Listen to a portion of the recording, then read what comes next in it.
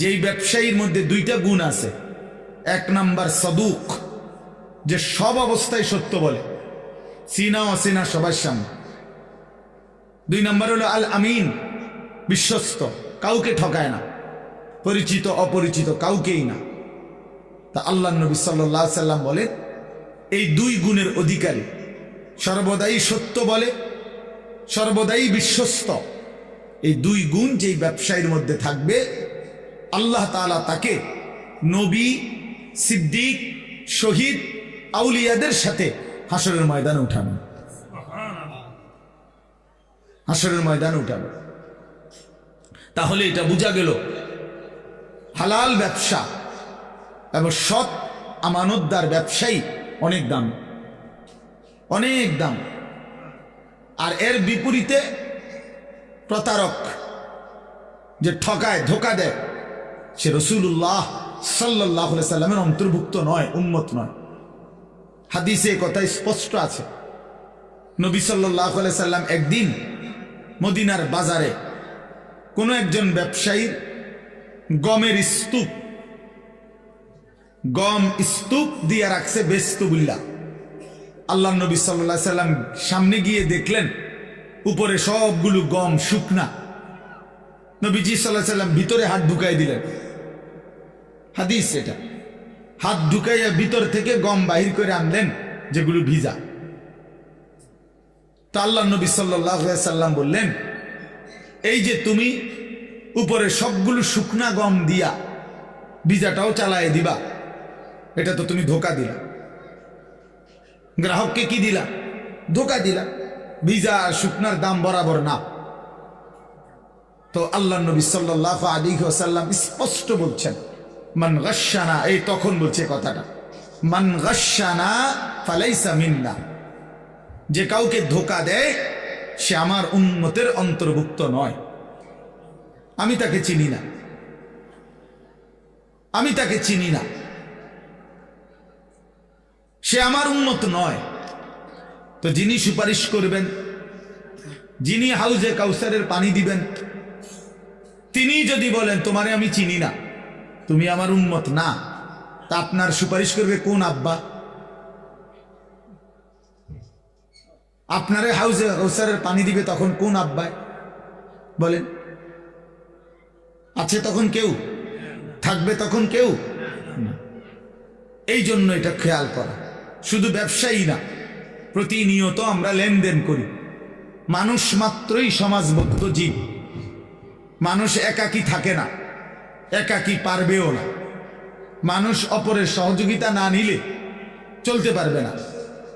আমি কিছু টাকা দেব, উনি কিছু পণ্য দিবেন, কখনো আমি পণ্য দেব, উনি টাকা দিবেন। এই লেনদেন প্রতিনিয়ত মানুষকে করতেই হবে, নাই তো দুনিয়া চলবে না। এটা আল্লাহ তাআলারই কুদরতি নিজাম। তাইলে লেনদেন মানুষের একটা স্বাভাবিক জীবনের অংশ, জীবনের অংশ। লেনদেন মানুষকে করতেই হয়। অতএব বাফ, এই এক নাম্বার কথা মনে রাখবেন, লেনদেনের মধ্যে হারাম না করা, কাউকে না ঠকানো, কাউকে না। 100 গ্রাম কম দিলেন তো তাকে ঠকাইলেন, একটা কমলা পচা দিলেন তো তাকে ঠকাইলেন। মালের গুণাগুণটা 2 নম্বরটারে 1 নম্বর বললেন, তারে ঠকাইলেন। আর তখন এই উপার্জনটা হারাম। আল্লাহ নবী সাল্লাল্লাহু আলাইহি সাল্লাম বলেন, মানিশতারা শাইআন বিআশারাতি দারাহিম ওয়া ফীহি দিরহামুন মিন হারাম, যে কোনো একটা জিনিস ক্রয় করেছে 10 টাকা দিয়ে, তার মধ্যে 1টি টাকা ছিল হারাম, আর 9 টাকাই হালাল।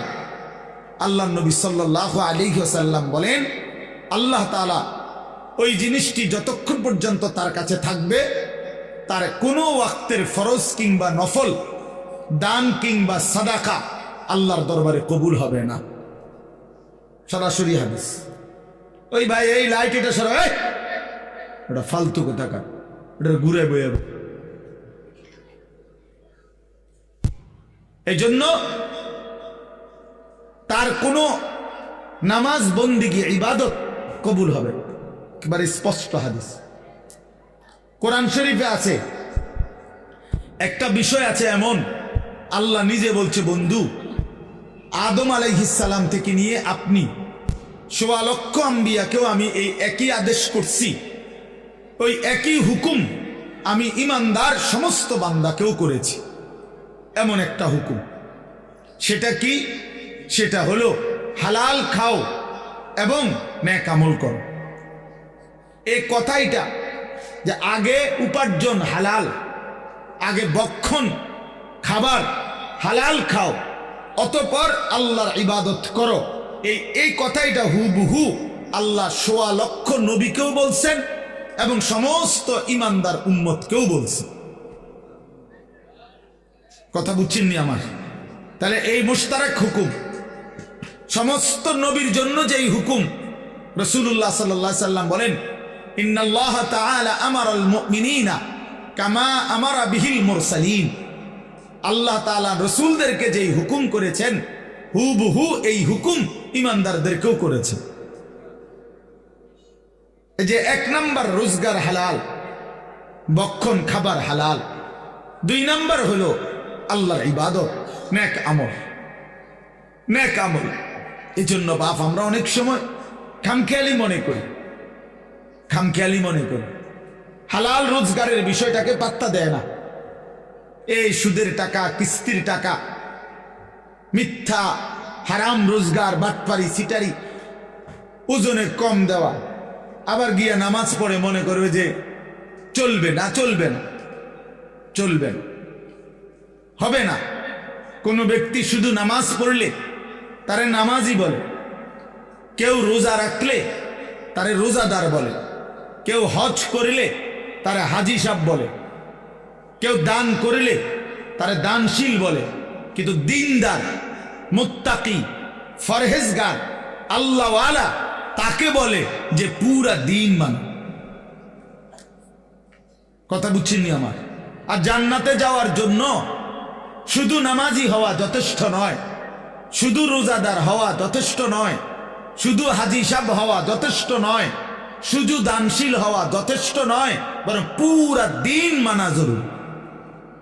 আমার জন্য, আপনাদের জন্য। আমি না মানলে আমি ক্ষতিগ্রস্ত, আপনি না মানলে আপনি ক্ষতিগ্রস্ত। কথা বুঝছেন? বহুত জনে তো মানে না, এ কথা কই হালাই দিল হইতো না। বহুত হুজুরেও তো মানে না, না মানুক, আমনে মানবেন। কারো অমকে মানে না, তমকে মানে না, এ কথা বলে উড়াই দিলে হবে না। আমনে তো উনার কবরে যাইতেন না, আপনি তো আপনার কবরে যাইবেন। এই জন্য হালাল রোজগার এটা অত্যন্ত গুরুত্বপূর্ণ। তলাবু কাসবিল হালাল ফরিদাতুন, সরাসরি হাদিস, বাদাল ফরিদা। নবী সাল্লাল্লাহু আলাইহি সাল্লাম বলেন, নামাজ, রোজা, হজ, যাকাত এই ফরজগুলো আদায়ের পরে হালাল রোজগার তালাশ করা এটা দ্বিতীয় ফরজ।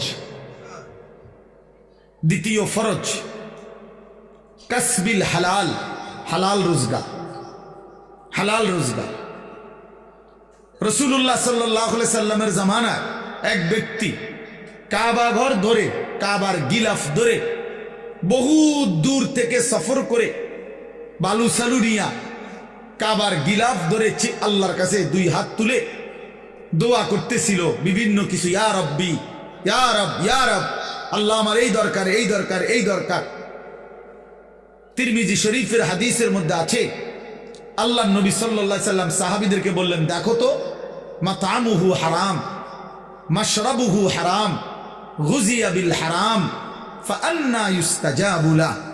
এই যে লোকটা, সে যা খেয়েছে হারাম, সে যা পান করছে তাও হারাম, তার শরীরের গোস্ত রক্তগুলো যা হয়েছে তাও হারাম, ফাআন্না ইউস্তাজাবু লাহু, তাহলে কিভাবে তার দোয়া কবুল হবে? যদিও সে কাবার গিলাফ ধরে রাখছে, যদিও সে আল্লাহর ঘরের সামনে। তো রাসূলুল্লাহ সাল্লাল্লাহু আলাইহি সাল্লাম যদি বলেন হারাম খোরের দোয়া কবুল হয় না, তা আপনি গাছ জোরে নিয়ে দোয়া কবুল করাবে? কথা বলেন না? ইমাম সাহেব রেটে 100 দিলে ইমাম সাহেব দোয়া কবুল করাইয়া এরপরে বেহেশতে জমা দিয়ে না? কি বেহেশত? এই মাওলানা রুহুল আমিন মাওলানা অমকের আবু হানিফ আনিসুর রহমান হেগো বাফের সম্পত্তি। হ্যাঁ, কথা বলেন না কেন? বেহেশত কি ইমাম সাহেবের বাপের সম্পত্তি? তো ইমাম সাহেব কি টেন্ডার নিয়ে আসছে বেহেশত যে আমি দূরের টেন্ডার লইছি 10 শতকের? তো কি ভাবছেন? আপনার সমস্ত জিন্দিগির পুরা নাফরমানি ইমাম সাহেবকে 100 দিয়ে মিলাই দিব, এত খামখেয়ালি ভাবলেন? সারা জিন্দিগির সমস্ত হারাম উপার্জন 200 টাকা দিয়া ইমাম সাহেব সাফ করায় নিব, এটা কি আসলে? এতটা মামুলি কিভাবে ভাবলেন? এতটা খামখেয়ালি কিভাবে মনে করলেন? এত এর আল্লাহ নবী সাল্লাল্লাহু আলাইহি ওয়াসাল্লাম বলছেন, লা ইয়াদখুলুল জান্নাতা জাসাদুন গুযিয়া বিল হারাম।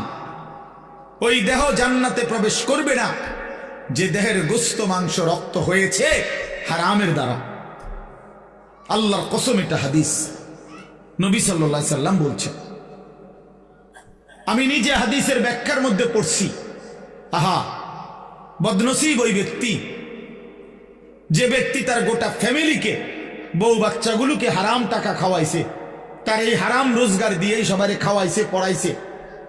তো হাদিসের ব্যাখ্যায় মুহাদ্দিসিনে কেরাম বলে, এই হারামখোর, এই নাফরমান নিজের জন্য জান্নাত বরবাদ করলো, পুরা ফ্যামিলির জান্নাতও বরবাদ করলো। পুরা ফ্যামিলির জান্নাত বরবাদ করে দিল,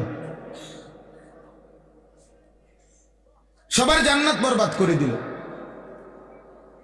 এই জন্য বাবা, আপনি যদি মনে করেন ইসলাম শুধু নামাজ না, ইসলামের গুরুত্বপূর্ণ ইবাদত নামাজ, কিন্তু ইসলাম শুধু নামাজ না।